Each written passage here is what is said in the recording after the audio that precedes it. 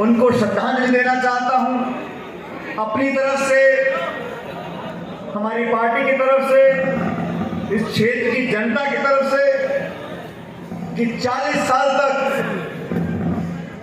इस क्षेत्र की सेवा करी, गांव और गरीब को गणेश मानकर पूजा करा, अपने राजनीतिक जीवन के अंदर चाहे वो पद पे रहे हो या ना रहे हो, लेकिन मुझे कहने में फख्र होता है कि हमारी पार्टी के वो नेता थे जिन्होंने 40 साल तक राजनीति करी, विधायक रहे, मंत्री रहे, लेकिन उनके दामन पर कोई छींटा नहीं लगा सकता, कोई आरोप नहीं लगा सकता। आज मैं उनको याद करता हूं, जितना सहयोग और समर्थन उन्होंने हमारा किया। 2013 में हमारी पार्टी चुनाव हार गई थी, मैं प्रदेश कांग्रेस कमेटी का अध्यक्ष बना और उस समय इस पूरे जिले में जहां जहां कार्यक्रम होते थे, कांग्रेस पार्टी की सभाएं होती थी, कुन्नर साहब पूरी ईमानदारी से, पूरी मजबूती के साथ हमारे साथ खड़े रहते थे। उस समय ये जरा उम्मीदवार नहीं है, ये सारा छोटा भाई है और इसीलिए आज मैं इसके लिए वोट मांगने के लिए आया। कुन्नर साहब और रूबी ने दोनों ने मिलकर हमारी पार्टी को हमेशा मजबूती दी, चाहे हम लोग सरकार में हो या ना हो। और साथियों, आज का ये चुनाव हो रहा है, ये उपचुनाव जरूर है, लेकिन इस उपचुनाव से पूरे देश और प्रदेश में एक संदेश जाएगा। आज दो विचारधारा आपके सामने है।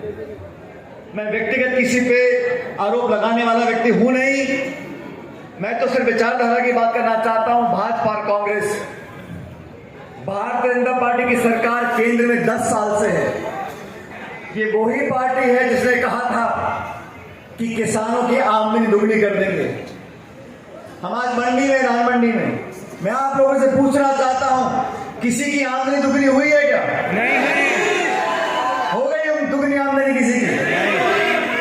बीजेपी ने कहा था प्रति वर्ष 2 करोड़ लोगों को रोजगार देंगे, महंगाई कम करेंगे। इस बीजेपी की सरकार ने अगर कुछ किया, आप सबको याद होगा, इस देश में किसानों के खिलाफ वो 3 काले कानून बनाए थे। हजारों की संख्या में किसान दिल्ली की सड़क पर बैठे थे, ठंड में और गर्मी में सैकड़ों लोगों की जान चली गई। 1.5 साल के बाद इस सरकार ने हाथ जोड़कर माफी मांगी और वो 3 काले कानून वापस लिए। किसानों की बात करने वाली वो पार्टी किसानों के खिलाफ कानून बनाती है। नौजवानों की बात करने वाली पार्टी, हमारी बच्चियां, पहलवान बच्चियां कितने लंबे समय तक प्रदर्शन करते रहे दिल्ली के जंतर मंतर में बैठकर। आरोप लगे शोषण के, केंद्र सरकार ने कुछ कार्रवाई करी। हमारी जब नौजवान पहलवान बच्चियां अपने पदक वापस लौटा रहे हैं, हमारे पहलवान नौजवान, ये वो पार्टी है ना किसान की है ना नौजवान की है, ये सिर्फ चंद उद्योगपतियों की है जिसके लिए पूरे देश की संपत्ति को बेचा जा रहा है। हमारे हवाई अड्डे, हमारी रेलवे लाइन, हमारे गोदाम, हमारे खान सब औने पौने दाम में बेचकर चंद लोगों को उसका फायदा मिल रहा है। महंगाई के क्या हाल है आप सब जानते हो। गैस का सिलेंडर आज 1100 रुपए, 1200 रुपए का है। ये केंद्र की सरकार के चुनाव भी आएंगे 4-5 महीने के बाद, लेकिन इस उपचुनाव में हमें 2 बातें करनी है। पहली बात, जैसा मुझसे पूर्व वक्ता बोल रहे थे, अंकुर जी ने बोला, रूपी जी ने बोला, अगर चुनाव समय पर होता तो मैं दावे से कह सकता हूं कि कुन्नर साहब रिकॉर्ड मतों से जीतकर यहां से जाते। आज हमारे बीच में वो नहीं है, लेकिन अपनी निशानी छोड़कर गए हैं। और कांग्रेस पार्टी ने बहुत सोच समझकर, आप लोगों के जज्बातों को समझकर, कार्यकर्ताओं की भावना को समझकर इस नौजवान हमारे छोटे भाई को आपका उम्मीदवार बनाया, आपके भरोसे पर बनाया है। 5 तारीख को मतदान होगा। आप सबसे निवेदन करना चाहता हूं, रूबी कुन्नर जी को अपना वोट दो, लेकिन वोट के साथ साथ इस मुश्किल समय में, इस कठिन घड़ी में उसको अपना आशीर्वाद दो, अपना प्यार दो। और मैं आपको वादा करता हूं अगले 5 साल तक आपका बेटा बनकर, आपका भतीजा बनकर, आपका पोता बनकर रूबी आपकी सेवा करेगा। मैं मैं व्यक्तिगत रूप से रूबी को बहुत लंबे समय से जानता हूं। मैं इस बात की जमानत दे सकता हूं कि जो काम कुन्नर साहब ने यहां पर किया था उसमें कोई कमी नहीं आने देंगे और पूरा परिवार आपकी सेवा करेगा।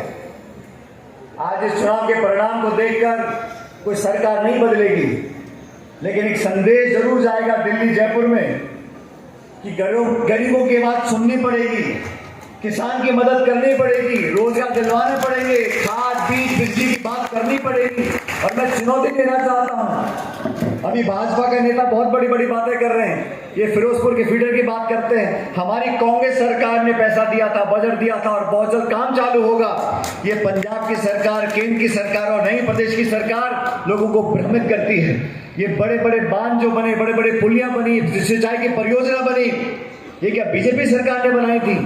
आज से 20, 30, 40, 50 साल पहले इन बड़ी बड़ी परियोजनाओं की नींव रखी गई थी। ये देश आगे पहुंचा क्योंकि किसान मजबूत हुआ। किसानों को कमजोर करने का काम अगर किसी ने किया है तो बीजेपी की सरकार ने किया है। मैं आप लोगों से निवेदन करता हूं, विशेष रूप से मेरे नौजवान साथियों से, नौजवानों के हाथ में इस क्षेत्र के विकास का जिम्मा आप दोगे, आपके काम ईमानदारी से होंगे, दुगनी चौगनी गति से होंगे। जिन लोगों को देख चुके, परख चुके, उनके अच्छे बुरे को आप जानते हो। इस तराजू में तोल लो, विचारधारा, नेता, नेतृत्व, नीति और नियत जिसके बढ़िया हो उसको अपना वोट देना है।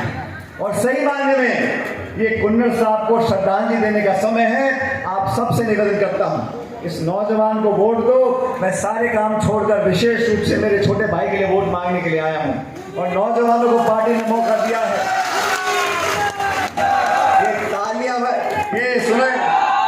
ये तालियां बजाने से काम नहीं चलेगा।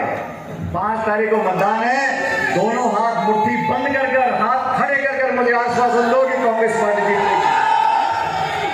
वो छत पे खड़े वो लोग, ये हाथ का निशान है, ये वोटिंग मशीन जब बटन दबाते हैं ना, 3 नंबर का बटन है।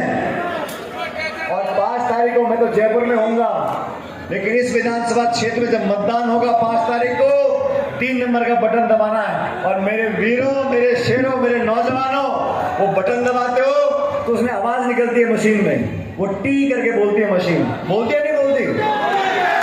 ये रूबी जी का बटन 3 नंबर का इतनी जोर से दबाना, मुझे जयपुर में आवाज सुनाई पड़ जाएगी, इतनी बटन दबाना। और आप इनको विधायक बनाकर भेजो, हम लोग जयपुर में बैठे हैं। इस सरकार किसी पार्टी की हो, लेकिन इस विधानसभा क्षेत्र के विकास में हम कोई कमी नहीं आने देंगे। मैं रूबी कुन्नर के साथ कंधे से कंधा मिलाकर इस क्षेत्र के विकास में कोई कमी नहीं करूंगा। इसलिए मेरा आपसे निवेदन है, सारी बातें भूल जाओ, किसने क्या कहा नहीं कहा, आने वाला समय आप लोगों का है। और रूबी कुन्नर को कांग्रेस पार्टी ने जो टिकट दिया, आपके भरोसे पर दिया है, इनको जिताकर भेजो, इतिहास बनाओ। अगले 5 साल तक आपकी सेवा करने की जिम्मेदारी इनकी भी रहेगी और पूरी ताकत के साथ हम लोग काम करेंगे। इस गंगानगर जिले ने हमेशा मुझे प्यार दिया है। जब भी मैं यहाँ पर आया हूँ, एक ऐसा विशेष लगाव मुझे इस क्षेत्र के लोगों से है, मैं उसको बता नहीं सकता, लेकिन मुझे बार बार आने का मौका मिलता है, आप लोगों से मिलने का मौका मिलता है। मैं परमपिता परमेश्वर से कामना करता हूँ, वाहिगुरु से कामना करता हूँ कि आप लोग हमेशा मुस्कुराते रहो, फलो फूलो, खुश रहो, आगे बढ़ो, आपकी झोलियों में भगवान खुश है।